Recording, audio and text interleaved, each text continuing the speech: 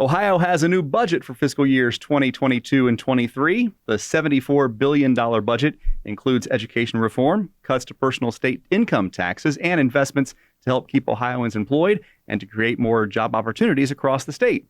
It also checks many of Ohio Farm Bureau's priority issue boxes. To talk more about the wins for Farm Bureau and Ohio agriculture as a whole in Ohio's budget is Brandon Kern, Ohio Farm Bureau's Senior Director of State and National Policy, and Jenna Reese, the organization's Director of State Policy. Welcome to you both. Hi, Ty. Good to be with you. I mentioned a lot of wins, and Brandon, it all starts with our Rural Ohio and Communities Agriculture Action Plan. Talk about that, how that all started and how that works into what we saw in the budget. Yeah, this is something that we put forward at the beginning of the year, and we shared with policymakers across the state at both, quite frankly, the state and federal level. And it outlined what we as an organization believe needed to happen here in Ohio, the support we needed to have from policymakers in the wake of, a tough year coming back from COVID and just some general challenges that agriculture has faced over the last years. And, at the top of that list, broadband development, supporting our logistics and supply chains, like meat processing and our dairy producers, things like that. We're kind of right at the top of that list. H2 Ohio obviously continues to be important. But the whole impetus behind that plan was this is what we want to present to policymakers, what agriculture and rural communities needed to move forward. We're really happy to see that a lot of support has been put in the state budget that really coincides with that action plan. Jenna, many of these issues were here well before the COVID-19 pandemic, but of course they were amplified due to what we saw in 2020 and the challenges across Ohio and across the country. In particular, one thing that you've worked on very hard is rural broadband. You have been at the forefront of that conversation with legislators from day one, and in this budget, $250 million for the Ohio Rural Broadband Expansion Grant Program. Talk about the program as a whole, what it is and what it means for rural Ohioans. So first step for that program was House Bill 2, which we were very supportive of as an organization, and that set up the Ohio Residential Broadband Expansion Program and had about $20 million to start it off with. And then the budget contained $250 million more funding for that program. So we're going to see investment in last mile infrastructure that we haven't seen at all because of this public investment. Brandon, you mentioned the local meat processing issues that it wasn't an issue so much until we saw more of the larger processing plants across the country go offline for a little bit there in the early part of the pandemic. But it showed the need to keep that food supply system moving in the right direction, which means more local meat processing. And $10 million in this budget for the Meat Processing Investment Grant Program. What is that? Yeah, so it's a new grant program that's going to support small and medium meat processors. So this is specifically for those more niche markets to help, a lot of farmers want to do direct marketing, direct consumer sales type stuff. Those types of meat processors that help support those types of activities are going to be able to benefit from this grant program. And they're going to be able to use that to start up if it's a new startup or grow their operation. If there's someone looking to grow, we know there's a couple of examples of that around the state of Ohio. There's a processing facility down in Gallia County who Gallia County Farm Bureau has been actively involved with trying to help them look for resources to be able to expand their operations because they're a victim of their own success down there and they really need to grow. So I think it's examples like that this grant program is really going to help with access to localized processing, which is huge for our members. We didn't just support this bill, we actually helped put it together. Yeah. Talk about some of the behind the scenes and how Farm Bureau was involved. Yeah, sure. I mean, there's a lot of work that went into this. This has been a couple of years now where we've been hearing from our members that something like this was needed and needed to happen.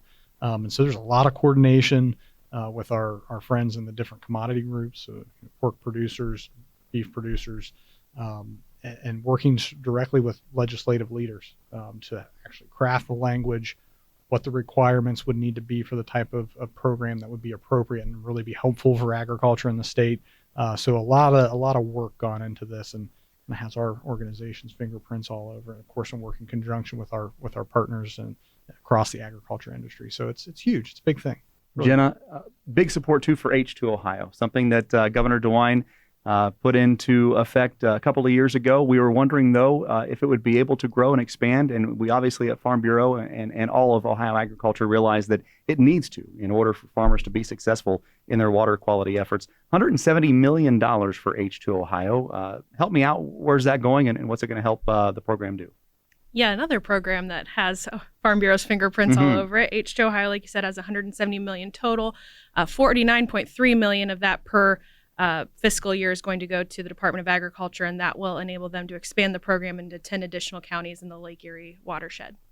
And Brandon, Ohio Department of Agriculture, of course, they've seen some challenges here over the last year and a half too, and we've worked with them and with the lawmakers in Columbus on an animal disease diagnostic lab, ADDL, $1.75 million for that. Explain what that is all about and why we were so supportive of that as well. Well, over the years, ODA just seems like keeps taking on bigger and broader responsibilities, right? And a lot of times it goes outside of what you traditionally think about in terms of agriculture, the core of agriculture, for example, dog breeding and exotic and wild animals and all those types of issues.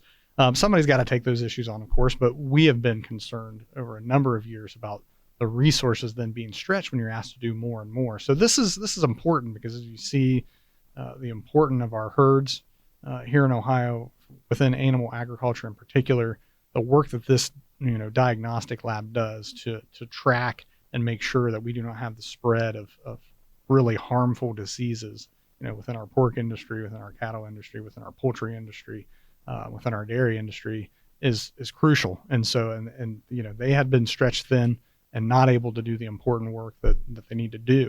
So this additional funding, I think, will help. And we thought this was pretty important to get done in the budget. So we're glad to see the lawmakers saw the same way we do. So those items, Jenna, obviously our members see the value in what you've done here as a lobbyist with Ohio Farm Bureau and making sure that all of these issues are addressed by the governor and also lawmakers. There are also other items in this budget that may not stand out to many of our members as important to agriculture, but they certainly are. Can you talk about some of the other things that were included in this budget that we were supportive of? Absolutely. So as a general farm organization, we follow all kind of quality of life issues for rural Ohio and our communities there. And one of those is education. That's a big factor for us. So we have the Fair School Funding Plan within the budget that creates a new constitutional funding formula for the state of Ohio. And we're going to see an increase to career technical education funding through that.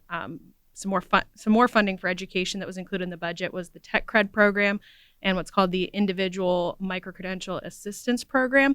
And the beauty of that is we can have employers and employees getting training through the state's cost share program. So there's a funding for, our larger employers to be able to give that to their employees, or if you're not a large operation, then you can have individual assistance through the IMAP program.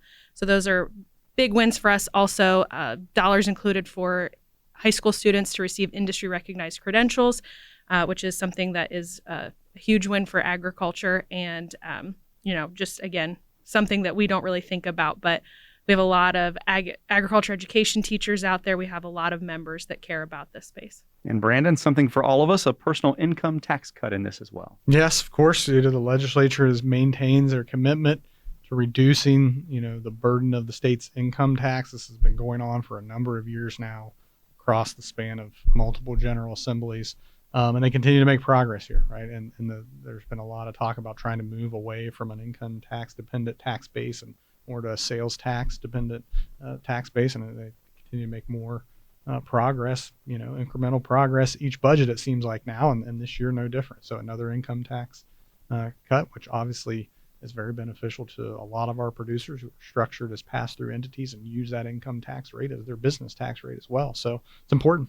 I know that it's not just hours here in the office and countless hours down at the State House. I think our members realize that too. And I just wanted to thank you all for your work on this. I know that it takes a lot of communication, it takes a lot of skill and a lot of attention to detail. And thank you so much for making this budget so successful for Ohio Farm Bureau and Ohio Agriculture. Jenna Reese, she's Director of State Policy. Brandon Kern is Senior Director of State and National Policy with Ohio Farm Bureau. Appreciate your time. Thanks, Ty. Always, Ty.